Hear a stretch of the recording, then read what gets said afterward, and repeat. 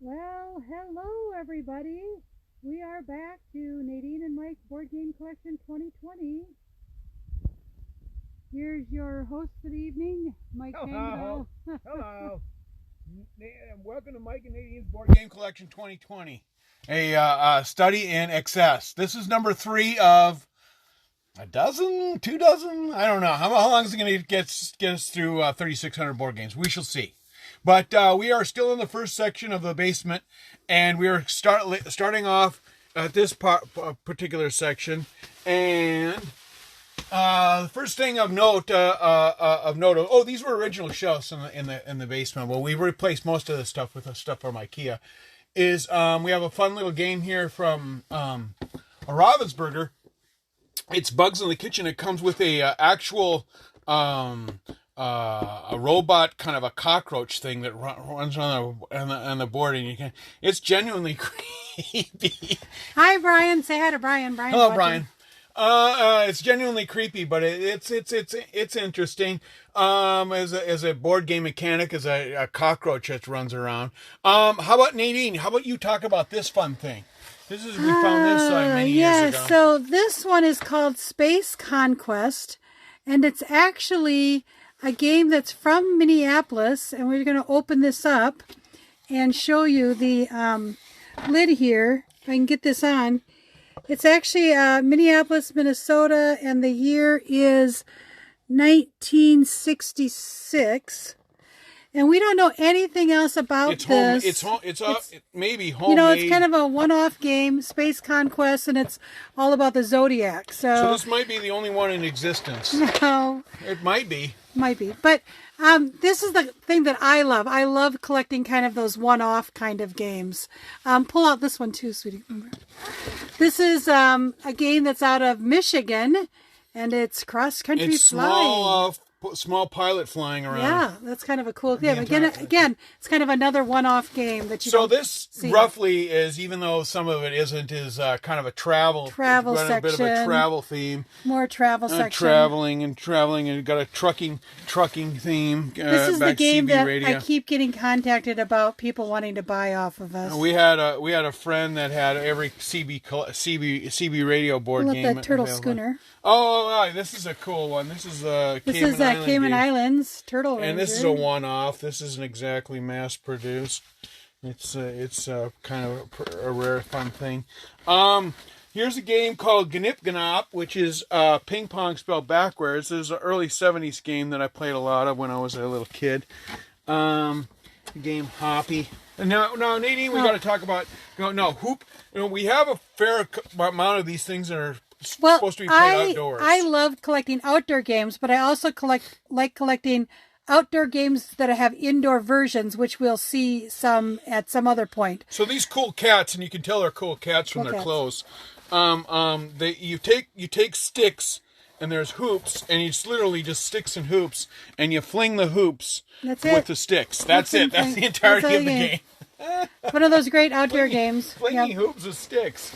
All right, and you thought, oh, that's the craziest thing I ever heard of, flinging hoops with sticks. Where do you see this thing? This is actually... Oh, yes. Then we go to flinging Bing hoops It. with sticks. You bounce a shuttlecock back and forth with a tambourine. Tambourines. So who was the guy that came up with this idea? Hey, I got a tambourine, I got a shuttlecock. I know. I'm gonna make a game. Not a lot of tambourine usage in today's music, Nadine. Not a lot of tambourines. It was more of a 60s thing. So this is we used to have a lot more sports themes games, but we really kind of cut back on quite a few of them. And so this is not a sports game. This is a very fun game because it's got a ridiculously big box, long box, and it's one of these that you stack up. It's about a 3-dimensional game. It's just cards and rolling around and figuring out. Obviously, it's called Caper, so you're figuring out some mystery. It's like a clue thing, but it's got a ridiculously long board, which is kind of fun. Okay, so yeah, there's some sports stuff. Some cool Kadeco covers. I love Kadeco. Kadeco has the best covers. They do. Those very distinctive colors that they use in Illustrator style. But then we have to go to, and then speaking of cool covers, There's this thing here. Magic Midway game based on Midway NBT game based on the TV NBC show. game. Yeah. And then here's another one. I just love their Jack and Jill game. Codeco is such a cool company back in the day. Look how cool this illustration and the components in here are pretty cool. There's just a wonderful company. They said people that really cared about their craft and the board games. And then from that, so the yin to the yang, this is a game that's obviously not a lot of thought went into it. But can you guess why we own this game? Can you guess? It's in the title here. It's Mr. Bacon. Kate is watching. I think did Kate have something to do with this game? I don't know. No, it's I don't just remember. it looks like it took all of 20 minutes Yeah, to it's design. not a real It's not a real barn burner. Not exactly chess. Mr. Bacon's Big Adventure. Oh my gosh, so fun.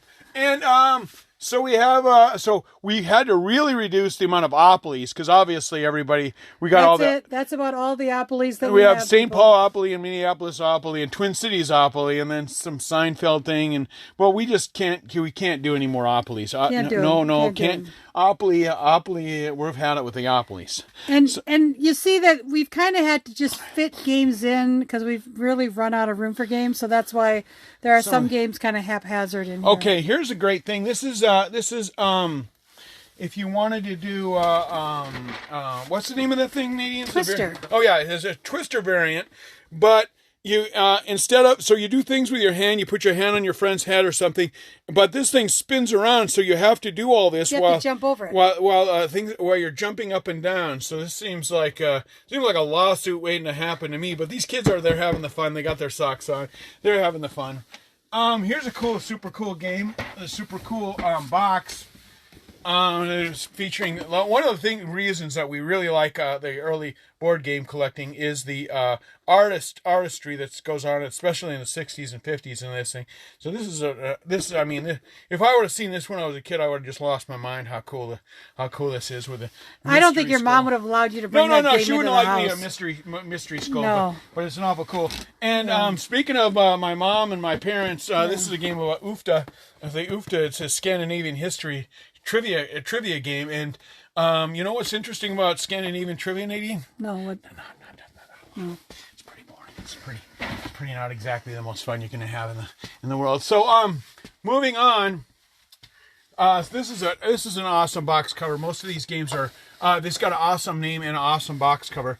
Mr. Doodle's Dog. I mean, come on, look at this. Yeah, this is an early Selkow and Riker. We have a bunch of these early games of theirs. So cool. Just love the graphics on them. Mr. Doodle's Dog. I mean, you can't get a better name for a board game. And it's the junior edition of Mr. Doodle's Dog. Mr. Doodle's Dog. I mean, how much fun is that? It's just for a name for a game. All right, moving on. So we got some classics. Your classic Life. Carrier Strike. I gotta come on this side now. So we got a Blockade. This is a pretty cool board game cover. It's like a war game, but it's not an Avalon Hill war game, but because it's a super big board. But look at this. Look at this cool cover, man. 1940s. I think this is maybe 50s. This is not this company here again. This is Corey Game Company, 1941. But you see, it's kind of the same style that we saw in the Battleship game, but just a little bit more cartoony versus lifelike. And this is Yankee pretty. Trade. This is pretty. I mean, they're just a then side. Again, this is the Corey Game Company. Yeah, they make obviously like they didn't go with the subtlety. They were going for big games. Yeah. Have you had this under the tree when you were a kid? Your head exploded. Oh my gosh! It's the greatest thing in the world. Here's Conspiracy. They just released this thing. So here's the coup de grace. If you don't remember anything about this video, you have to remember that this is one of the weirdest ideas for a board game you're ever going to see. It's a game about tiger attacks. Okay, all right, let's get into tiger attacks. And we have springs, and we have a game about tiger attacks. Oh, we can't get the tiger to actually bite the people? All right, well, the lawyers won't let us actually have the tiger bite people. How about if we have the tiger hit the other players with a stick? Because that makes sense. So this is a game. It's like Mousetrap, where the thing flings at you. It's a tiger with a spring in his arm, and he hits you with a stick, because that makes sense at Tiger Island. It is not Tiger King Island. Oh man, we can make a lot of money, Nadine, if we had a game called Tiger King Island. Yeah. Oh my gosh, we'd be rolling in the dough if we could find a game called Tiger King Island. So we got Silly Well, Safari. we've got another tambourine game. Just put that down. Yeah. Yeah. See, this is the problem. You can't always fit all the games in. It's a Once you take them out, it's a metagame. Oops, sorry. It's a metagame trying to get the boxes back onto the shelves sometimes. Yeah. Okay. So all right. So while I'm struggling with this, here's a cool box cover. Wait, you got you. Take the other game out. The Undersea World game. Undersea World and preschool fun. So this is Kideko. This is Kideko in the 70s. They still had some good graphic artist people going on in the 70s. Right, let's take that. And then there's a Clue variant, and Another tambourine game. another tambourine game. This is a game where you bounce. I had this game when I was a kid, and it's a bat. You put batteries in there, and they go up, and then metal marbles come down. And they go. And then you try to bounce them in there. So the whole point, it's not a game. It's just trying to get the marbles to bounce. And it was, oh my gosh, it was just so much fun trying. Once you actually got it to go, it was pretty cool. Cold feet. Cold feet. Now this is no, as Tiger Island is the weirdest. This is a close second, but not because of anything. It's just, it's just a variant of where things are on. You know how like with the games that spit in your face with what's the word, pie face, and then the variants on this. This is just showing you that there's nothing new. It's nothing new. These games that spit water in your face and things. The entirety of every bit of energy into this game went into the squirt gun. If you've ever seen a squirt gun better than this, I will double your money back. Check out this bad boy. This is the actual squirt gun that comes with the game.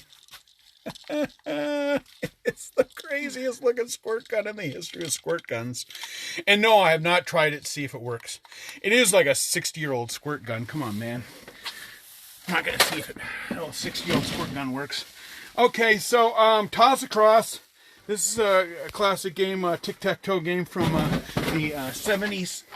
And you see this bottom shelf is bigger, so we have these kind of bigger games. Yeah, the bigger games. So. Okay, so first off, I got to mention, this is the NFL Super Bowl edition. It's 1974. The Minnesota Vikings are featured on this. And why is it 1974? Because that's the last time they were in the Super Bowl. Oh, pain. Oh, sad. All right, Kerplunk. Ideal in the 60s and 70s. Was basically focused on marble games. They had so many marble games, and this is the most popular marble game that they had. With I kind of like hats off. You kind of flip these hats.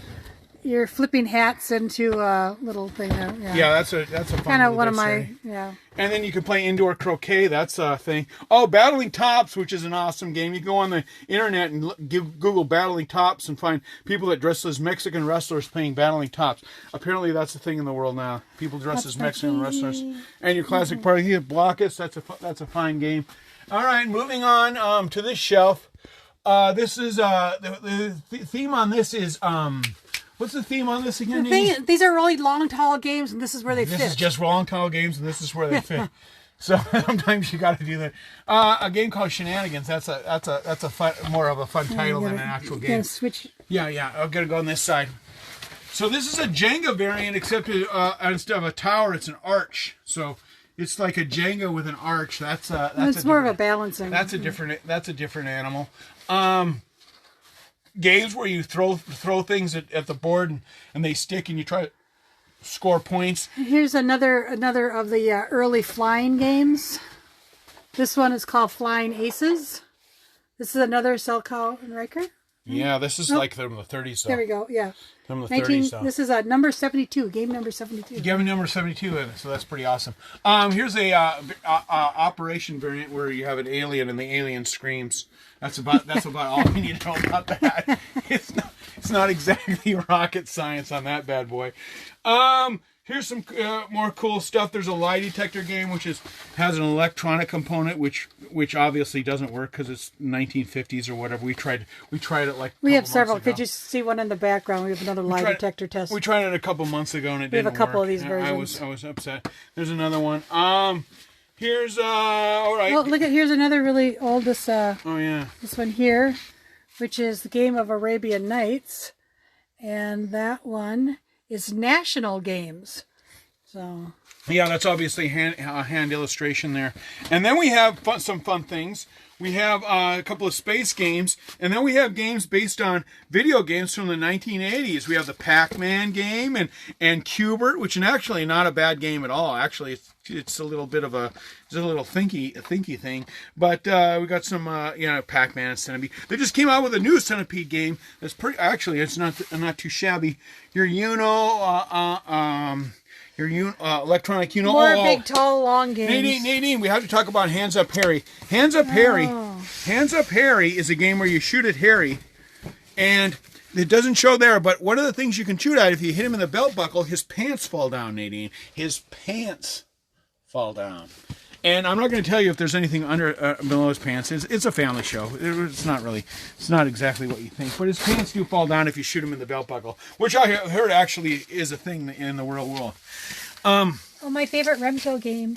All right, now we go into Remco. Remco might be the worst board game company in the world. No, I love Remco. They are the worst. They have the least amount of creativity, the least amount of ideas, the least amount of effort into what a I board love game. about them is that the outside box never has anything to do with the inside. And it looks like it was made in 5 minutes. It's junk. Mike already passed Schmo game. That was my favorite. It's terrible. Schmo. We played that several times and it's a blast. It's not a blast. It is. It's fun. Terrible. It's fun. Flapjack, yeah. And then the Pinhead game. It's so stupid because it has nothing to do with Pinhead. It's a hide and seek. It's a giant. It's just so weird. It's kind of a It's anyway. terrible. Baboon Ball. That's okay. obviously a game based on. So then we're gonna move. On this. So as you can see, this is just the beginning. Oh yeah, we have a lot more to talk about. We have lots more to see. Lots more to talk about. Well, we're gonna just finish up here with this last little aisle here.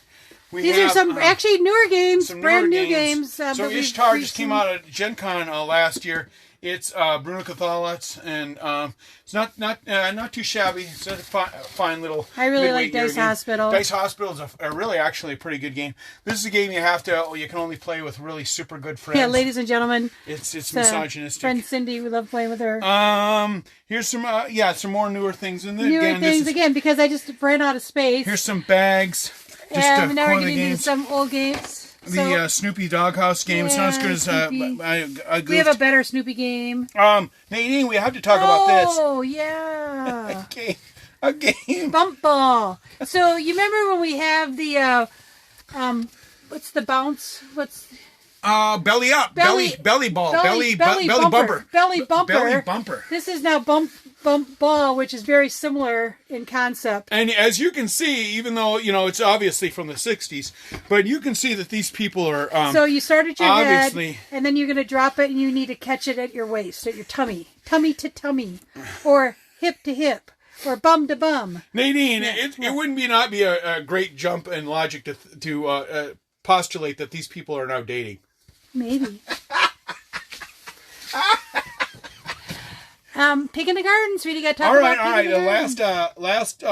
This is a terrible. First off, this is exactly as bad as you think it is. All right. Saved by the Bell. And again, it's not in the TV games section because we've run out of space. Yeah, we've run out of room. So this is actually this game. This is the last one we'll talk about. Oh, before we not the second to last one we talk about because this is pretty darn cool. This thing. I'm going to show it here. Some of our older games, yeah. I'm going to show it Well, this one is kind of an interesting too, but I'll talk about that in a bit. Yeah. So we have this old stock ticker game, and here this is one of the Across the Continent games. This one there's multiple versions of, but again, just love the graphics. This is early Parker Brothers. All right, so the last one we're going to talk about is, other than Guess and Be, is Pig in the Garden, which was my first board game memory ever. And we have two versions of it. And it came out in 1970, so I would have been 6 or just going 6 or 7 because I got it for Christmas. So what happens is you spin the spinner and you try to fill up your vegetable garden. But one of the things on the spinner is the pig, and you spin the pig and it eats all the vegetables. So I got it for Christmas. I'm 6 again. I'm 6. And we're playing the game, and as it would have it, I spun it, and the pig came. And my mom says, well, the pig came. All your vegetables have to go back into the pig, because the pig is like a piggy bank, right? So he puts all the vegetables in the pig, and then it's the next person's turn, and they can just see me, and my little knuckles are turning white. And I took the table, and I literally flipped the table, and I said, it's my game. I don't want to play if I can't win. And Nadine, how many times have you heard me say that playing board games? Oh, never. Thousands. No. Thousands. I just have to kind of show this. So this is Holgate Educational Toys, number 75 egg game. Again, this is one of those games where I can't find any information on. On the internet? There's no instructions. But look, I'm sure that it's more of like a balancing game. Like Yeah, it's probably balancing the egg on here, then putting it into the cup or something. But again, it's kind of one of those fun relay race games, I believe. So, and that is Holgate Educational This looks Toys. like it was. This looks like one of those things you see on a side of a road when you take a tour of the Dutch house, and then they sell you this game. It seems like that kind of a deal. So, all right, and the last little stop on our tour is to give you a sneak preview. Because this is some of these games are well over 100 years old. I think the earliest one we have is 1890 something. We have some late 1800s, yeah, some like card games, old maid games. So this is we put them on a fancy wood. Yeah, fancy so case. we'll get into this a little bit more. I'll pull some of these out and show them upstairs because they're just really great. Cool. And then this is our shelf of balancing games. See, they're all balanced quite well, don't you think? Yeah, they are. It's pretty fun. Man, you think this is this one where you're using chopsticks? It's Jenga, but with chopsticks. Have you ever thought, hey, let's play Jenga with chopsticks? Or you never thought you could play tambourine and a shuttlecock, but we just showed you that's a thing. Blockhead. Nadine, this is a game of spam dice in a can. Yep. And a lot of like tumbling, dice word games. Got a few of those set out. I think a lot of these are Monopoly boards. This game is like a couple thousand years old. It's actually not, the original idea on this game is a couple thousand years old. And this is a fun game that we actually got. There was a Shy Tag, and this gentleman, I think is from the Philippines, Indonesia. I don't know, it's kind of a fun little game, but it takes a little bit too long to play.